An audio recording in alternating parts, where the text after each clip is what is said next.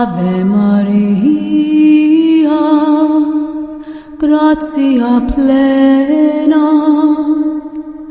Dominus tecum. இதை இயேசு கிறிஸ்துவில் பிரியமான சகோதர சகோதரிகளே, எப்பொழுது மகிழ்ச்சியாக இருங்கள், இடைவிடாத ஜெபியுங்கள், என்ன நேர்ந்தாலும் இறைவனுக்கு நன்றி கூறுங்கள். இன்றைய நாளிலே நாம் ஒவ்வொருவரும் செங்கோல் அன்னையினுடைய அந்த வரலாறை நாம் சிந்திப்பதற்கு இருக்கக்கூடியவர்களாக இருக்கின்றோம். செங்கோல் அன்னையானவர் இந்த தமிழ்நாட்டிலே 2 இடங்களிலே பிரசித்தி பெற்ற அன்னையாக காட்சியளிக்கக்கூடியவராக இருக்கின்றார். ஒன்று திருமலை ராயபுரம், இன்னொன்று காரங்காடு திருத்தலம். இந்த 2 இடங்களிலுமே அன்னை மரியாள் செங்கோல் அன்னையாக காட்சி கொடுத்து ஏராளமான அற்புதங்களை செய்து வரக்கூடியவராக இருக்கின்றார். திருமலை ராயபுரம் என்பது திருச்சியிலே புள்ளம்பாடி என்று ஒரு இடம் இருக்கின்றது. அந்த இடத்திலே ஒரு ஆணானவர் ஓரிக்கோட்டை என்ற இடத்திலிருந்து ஒரு பெண்மணியை திருமணம் செய்யக்கூடியவராக இருக்கின்றார். இவ்வாறு திருமணம் செய்த அவர்கள் ஓரிக்கோட்டைக்கு புள்ளம்பாடியிலிருந்து சென்று வருவதற்கு 200 கிலோமீட்டர் தூரம் இருக்கின்றது.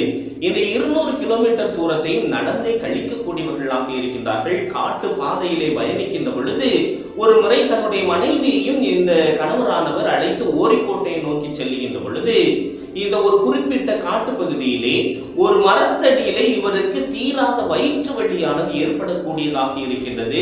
ஒரு மரத்தினுடைய நிழலிலே இவர் இருக்கக்கூடியவராக இருக்கின்றார். அந்த இடத்திலே இவருடைய வயிறு வலியும் தீரக்கூடியதாக இருக்கின்றது.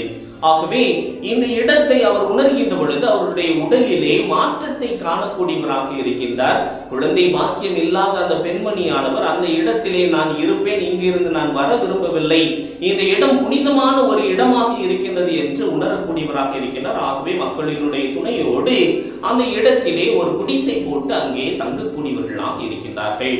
சில நாட்கள் கழிக்கின்ற பொழுது அன்னை மரியாள் அந்த பெண்மணிக்கு காட்சி கொடுக்கக்கூடியவராக இருக்கின்றார். செங்கோல் அன்னையினுடைய அந்த காட்சியை பெற்ற அந்த பெண்மணியானவருக்கு அன்னை அந்த இடத்திலே ஒரு சிறிய ஆலயத்தை கட்ட வேண்டும் என்றும் அதனுடைய அருகிலே ஒரு குடிசையை கட்டி வாழ்ந்து கொள்ளலாம் என்றும் அவருக்கு அறிவுறுத்துகின்றார். அதன் அடிப்படையிலே செங்கோல் அன்னைக்கு என்று ஒரு சிறிய குடிசையிலே ஆலயம் ஒன்று செய்கின்றார்கள். அதனுடைய அருகிலே ஒரு குடிசை அமைத்து அதிலே வாழக்கூடியவர்களாக இருக்கின்றார்கள். அன்னையினுடைய ஆசிரை நிறைவாக பெற்ற அந்த பெண்மணியானவர் ஒரு அழகிய குழந்தையை பெற்றெடுக்கக்கூடியவராக இருக்கின்றார்.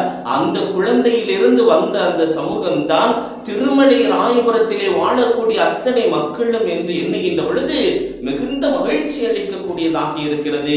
செங்கோல் அன்னையினுடைய ஆசீர்வாதத்தை அது சுட்டிக்காட்டக்கூடியதாக இருக்கின்றது. குறிப்பாக மே மாதத்தினுடைய அந்த 31 நாட்களும் சிறப்பான விதத்திலே ஒவ்வொரு குடும்பமும் அன்னைக்கு நேர்ந்தளிக்கப்பட்டு அவர்கள் காணிக்கை கொண்டு வருவதும் அதே போல அந்த வழிபாட்டை சிறப்பிக்கக்கூடியவர்களும் என்று கோலாகலமாக இந்த 31 நாட்களும் சிறப்பாக கொண்டாடுகின்றார்கள். இந்த திருமலை ராயபுரம் செங்கோல் அன்னையினுடைய பாதுகாவலிலே இருக்கின்றது. இரண்டாவதாக பார்க்கின்ற பொழுது காரங்காடு செங்கோல் அன்னை ஆலயம். இந்த ஆலயத்திலே 2 செங்கோல் அன்னையினுடைய சுரூபங்கள் இருக்கின்றது. ஒன்றை பார்க்கின்ற பொழுது கடலிலே இந்த சுரூபமானது மிதந்து வரக்கூடியதாக இருக்கின்றது. இதை மக்கள் எடுத்து ஒரு இடத்திலே வைத்து செங்கோல் அன்னையை வழிபடக்கூடியவர்களாக இருந்திருக்கின்றார்கள். அது ஒன்று. அதே போல 1871ஆம் ஆண்டு கப்ரியேல் நாதர் சுவாமி என்ற ஒரு அருட்தந்தையானவர் பங்கு தந்தையாக இருந்த பொழுது அவர் பிரான்சில் இருந்து ஒரு செங்கோல் அன்னையினுடைய சுரூபத்தை கொண்டு நிறுவக்கூடியவராக இருக்கின்றார். இவ்வாறு 2 செங்கோல் அன்னையினுடைய சுரூபங்கள் இருக்கின்றன. இந்த ஆலயத்திலே பார்க்கின்ற பொழுது சிறப்பான விதத்திலே குழந்தை பாக்கியத்திற்காக சிறப்பு ஜெப வழிபாடுகள் மேற்கொள்ளக்கூடியவர்களாக இருக்கின்றார்கள். 1871ஆம் ஆண்டு கப்ரியேல் நாதர் சுவாமியானவர் இந்த அன்னையினிடம் மன்றாடுகின்றார். தன்னுடைய சகோதரர் உடல்நலமற்று இறக்கக்கூடிய தருணத்திலே இருக்கின்றார். தன்னுடைய சகோதரர் உயிர் பெற்று பிழைத்தார் என்றால் தன்னுடைய சகோதரனுடைய பெயரை தாங்கி அவருடைய அந்த ஒரு அற்புத செயலை பெற்றமைக்காக அன்னைக்கு ஒரு ஆலயம் கட்டுவதாக அவர் எண்ணுகின்றார்.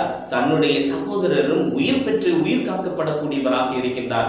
இதன் அடிப்படையிலே கப்ரியேல் நாதர் சுவாமி இன்று இருக்கக்கூடிய அந்த கோபுரத்தோடு கூடிய ஆலயத்தை கட்டக்கூடியவராக இருக்கின்றார் 1871. இவ்வாறு அந்த ஆலயத்திலே செங்கோல் அன்னையினுடைய மகிமையானது முழுவதுமாக நிரம்பி இருக்கக்கூடியதாக இருக்கின்றது. ஏராளமான அற்புதங்களை இந்த அன்னை செய்யக்கூடியவராகவும் இருக்கின்றார்.